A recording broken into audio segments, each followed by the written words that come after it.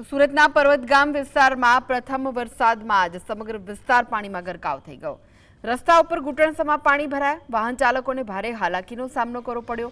અનેક વાહનો રસ્તામાં બંધ પડી ગયા। સ્થાનિક સ્કૂલ નજીક પાણી ભરાઈ જતા બાળકોને વાલીઓ પણ મુશ્કેલીમાં મુકાયા। આ સ્થિતિના કારણે પાલિકાની પ્રી મોન્સૂન કામગીરીના દાવા પોકળ સાબિત થયા। સ્થાનિકોમાં ભારે રોષ જોવા મળ્યો અને લોકોનું કહેવું છે કે ચોમાસામાં નેતાઓ દેખાતા નથી।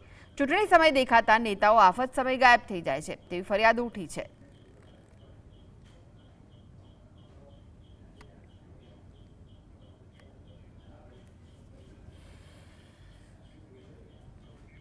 તો વધુ વિગતો માટે જોડાઈ ગયા છે સુરતથી સંવાદદાતા સાહિદ। સુરતમાં થોડો વરસાદ વરસે તેમાં તો અનેક જગ્યાએ પાણી ભરાઈ ગયા છે। કયા કયા વિસ્તારો વધુ પ્રભાવિત થયા છે?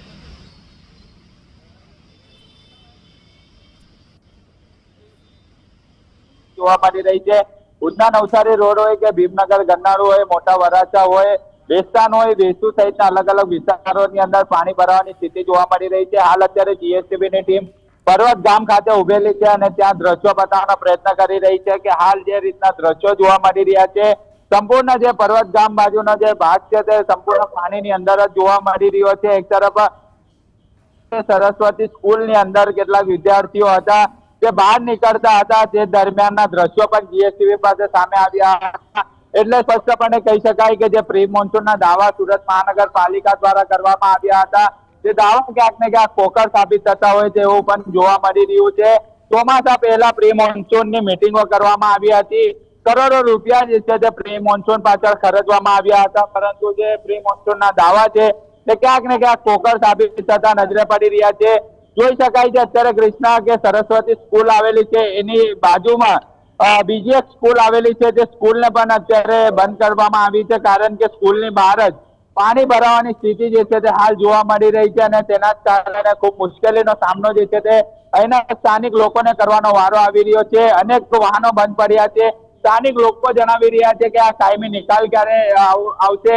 અન્ય સ્થાનિક લોકો જોડે વાત કરીશું, કેટલા પરેશાની है यहाँ पर?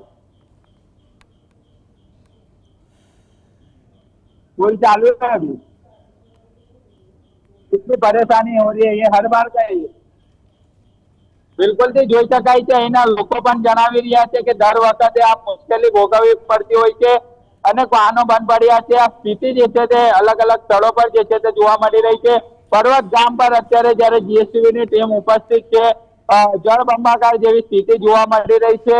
સ્કૂલોની બહાર પાણી ભરાઈ ચુક્યા છે। વાલીઓ અત્યારે બાળકો લેવા પહોંચી રહ્યા છે। અન્ય લોકો જણાવી રહ્યા છે કે સ્થાનિક કોર્પોરેટરો દેખાતા નથી। માત્ર ને માત્ર ચૂંટણી આવતી હોય છે ત્યારે મત માંગવા માટે આવતા હોય છે, પરંતુ આફતના સમય પર કોઈ ઊભું રહેતું નથી। જી આભાર સાહિદ માહિતી આપવા માટે।